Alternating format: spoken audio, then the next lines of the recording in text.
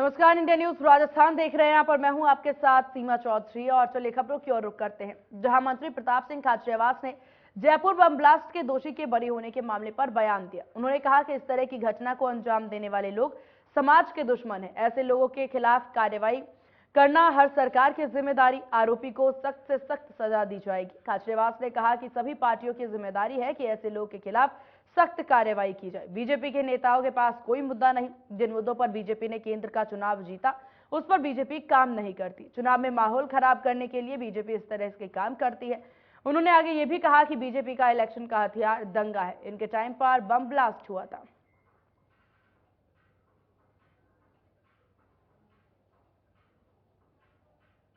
ये अपराध पूरे देश में, पूरी दुनिया में, राजस्थान में कहीं पर भी अपराधी अपराध करे, उसके खिलाफ सख्त कार्रवाई करना हर सरकार की जिम्मेदारी है, हमारी जिम्मेदारी है।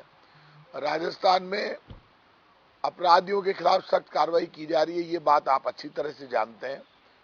हमारी सरकार और हम लोग किसी भी कीमत पर किसी भी अपराधी को सख्त से सख्त सजा देते हैं और आगे भी इस मामले में भी सख्त से सख्त कार्रवाई की जाएगी। किसी भी कीमत पर चाहे कुछ भी करना पड़े, इस तरह की सख्त कार्रवाई की जाएगी जिससे किसी और की हिम्मत नहीं। अभी भी के परिवार के ऊपर क्या बीतती है आप खुद अंदाज लगा सकते हैं। जब इस तरह की घटना किसी परिवार के साथ होती है तो वो उस परिवार के साथ क्या बीतती है वो परिवार जानता है, क्योंकि इस तरह की घटना किसी भी समाज में स्वीकार योग्य नहीं है। कोई भी व्यक्ति स्वीकार नहीं कर सकता इस तरह की घटना को। कहीं पर भी पूरे मानव समाज में कोई भी स्वीकार नहीं करता है। ऐसे लोगों को तो जल्दी से जल्दी फांसी पर चढ़ाया जाए, सख्त से सख्त सजा दी जाए। वो हर सरकार की, कोर्ट की, हमारी सबकी जिम्मेदारी है। और ऐसे लोग बच नहीं सकते हैं, क्योंकि एक पड़ोसी इस तरह की हरकत कर दे, इससे बड़ा पाप कुछ नहीं हो सकता। ये बहुत बड़ा पाप है। इस तरह का पाप बर्दाश्त के योग्य नहीं है। बीजेपी को किसी भी प्रकार से वोट के एजेंडे पर काम करना है, उसके लिए बीजेपी किसी भी हद तक जा सकती है। और वही प्लानिंग बीजेपी राजस्थान में कर रही है, वही प्लानिंग हर स्टेट में कर रही है। तो बीजेपी का जो एजेंडा है वो पब्लिक वेलफेयर और डेवलपमेंट का नहीं है। बीजेपी का एजेंडा सनसनी पैदा करके, माहौल क्रिएट करके सनसनी का, कि देखिए देश में क्या हो रहा है, सावधान हो जाइए। जैसे हॉरर फिल्में आती है वैसे बात करती है कि अब बच के रहना पड़ेगा। वो लोगों में डर पैदा करके वोट लेना चाहती है। और चलिए खबरों में आगे बढ़ते हैं, जहां प्रदेश में कोरोना की बढ़ते रफ्तार ने स्वास्थ्य विभाग की चिंता बढ़ा दी है। एक तरफ लोग मास्क नहीं पहन रहे और ना ही गाइडलाइन की पालन कर रहे। इन सबको देखते हुए स्वास्थ्य मंत्री प्रसादी लाल मीणा ने बयान दिया। उन्होंने कहा कि प्रदेश में स्वास्थ्य महकमा पूरी तरह से तैयार है और राजस्थान के लोगों को कोई परेशानी नहीं होगी। कोरोना वैक्सीन की कमी को लेकर के मंत्री ने कहा कि केंद्र को पत्र लिखा है और जल्द ही वैक्सीन उपलब्ध होगी। साथ ही राइट टू हेल्थ बिल को लेकर के कहा कि इसमें 8 करोड़ लोगों को फायदा मिलेगा। उन्होंने कहा किसी भी तरह की लापरवाही बर्दाश्त नहीं की जाएगी। आगे उन्होंने और क्या कुछ कहा, आइए आपको सुनाते हैं।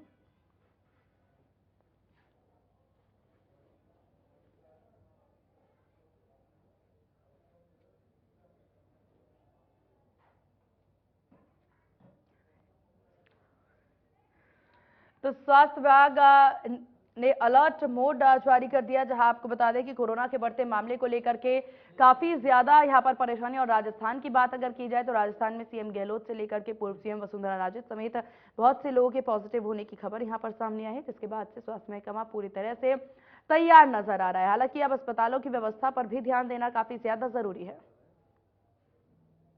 इन दिनों में कुछ केस बढ़े, अभी आना जाना, शादी वगैरह थी, लोगों का त्योहार की वजह से आना जाना भी ज़्यादा हुआ इधर से उधर। तो निश्चित रूप से पूरी निगाह है, दवाइयाँ पूरी सप्लाई की जा रही है और सब पूरी निगाह रखी है। हॉस्पिटलाइज कोई नहीं है, सब अपने घर पर ही दवा लेकर वहीं उसका आइसोलेशन में है। और ऐसी कोई चिंता की बात नहीं है। पूरे प्रदेश में 100 केस होना बड़ी बात नहीं है, धीरे धीरे इस पर कंट्रोल हो जाएगा। मंत्री जी ने ये कहा कि इसकी जांच का दायरा और बढ़ाए, तो जिससे ये फैले नहीं, तो जांच का दायरा बढ़ाने के लिए हमने विभाग को कह दिया। और अभी शासन सचिव जी को कहा है कि मंडे को सारे सीएमएचओ की मीटिंग लेके, ब्लॉक सीएमएचओ की लेकर इसके जांच को और ज़्यादा बढ़ाए, जिससे कोविड पर केस बढ़े नहीं और रोकथाम लगी रहे। एक्चुअली कोरोना नहीं है अभी, ये कोरोना को नहीं कह सकते। कोरोना तो वो था जो अपने आप ही फैला था। ये तो अभी भीड़ भाड़ रहा, शादियां रही, आना जाना रहा, त्योहार रहा लोगों का, कई चीज़ें अपनी, रामनवमी भी थी, शादियां भी थी, हनुमान जयंती भी आई। लोगों का मिलने जुलने से केस बढ़ सकते हैं, पर इन पर कंट्रोल बहुत जल्दी कर लिया जाएगा। और ऐसी कोई चिंता की बात नहीं, जिससे कोई पहले वाली कोरोना है नहीं। पहले तो ऑटोमेटिक रोज से ही बढ़ता था कोरोना, बढ़ नहीं रहे। तो निश्चित रूप से इसके लिए हमने माननीय मंत्री महोदय को भी पत्र लिखा है कि वैक्सीन हमारे पास अभी अवेलेबल नहीं है। 2 बार उनको पत्र लिख चुके हैं, आप वैक्सीन उपलब्ध कराए, जिससे वैक्सीन की और डोज लोगों को, जिनको नहीं लगी तीसरी डोज, उनको लगाने के लिए कार्रवाई की जा सके। बालोतरा में महिला के साथ हुई घटना को लेकर के बीजेपी प्रदेश अध्यक्ष सीपी जोशी का बयान सामने आया। उन्होंने कहा कि लगातार ऐसी घटना शर्मसार करने वाली है। प्रदेश में लगातार महिलाओं के साथ दुर्व्यवहार हो रहा है। महिला की मौत का कोई जिम्मेदार है तो वो राजस्थान सरकार है।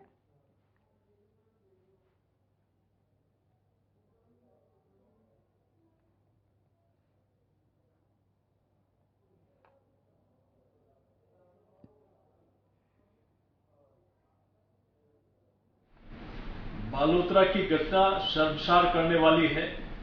राजस्थान में आए दिन इस प्रकार की घटनाओं से बच्चियों में, महिलाओं में, माताओं बहनों में एक भय का वातावरण बना है। और दुर्भाग्य है कि बालोतरा में उस महिला के साथ दुराचार किया गया, जला दिया गया, लेकिन पुलिस प्रशासन ने उसकी अनदेखी की।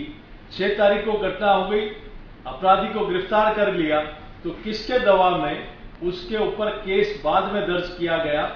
क्यों, अगर वन यूनिट बालोतरा में नहीं थी तो उसको रेफर जोधपुर क्यों नहीं गया?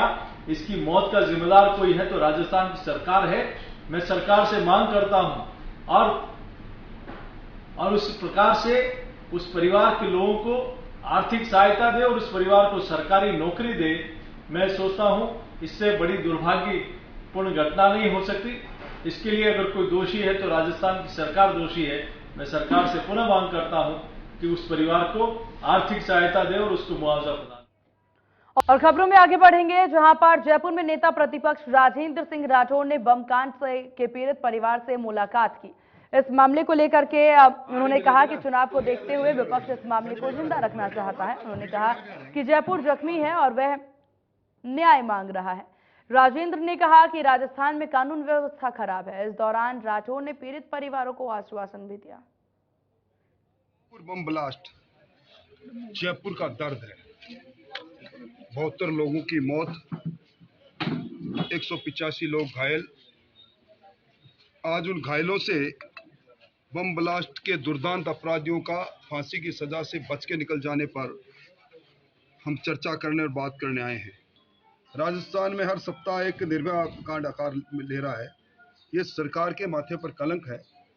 सरकार न जाने किसकी सरपरस्ती में ऐसे दुर्दांत अपराधियों पर तुरंत कार्रवाई, एफआईआर दर्ज करने की कार्रवाई नहीं करती। ऑनलाइन एफआईआर की दर्ज करने का दावा बढ़ने वाली सरकार का असली चेहरा बालोतरा बाड़मेर की घटना से सामने आ गया। जयपुर न्याय मांग रहा है।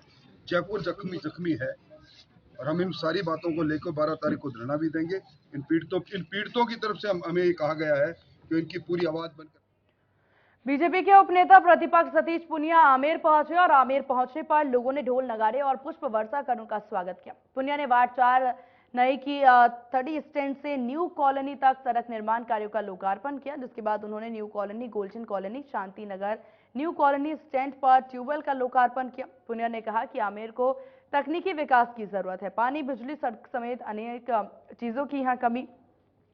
वहीं बिसलपुर की परियोजना से यहां पर पानी की आवक हुई है। इस दौरान वार्ड पार्षद बरखा सैनी, युवा मोर्चा अध्यक्ष अविनाश सैनी समेत अन्य पार्षद और अन्य लोग मौजूद रहे।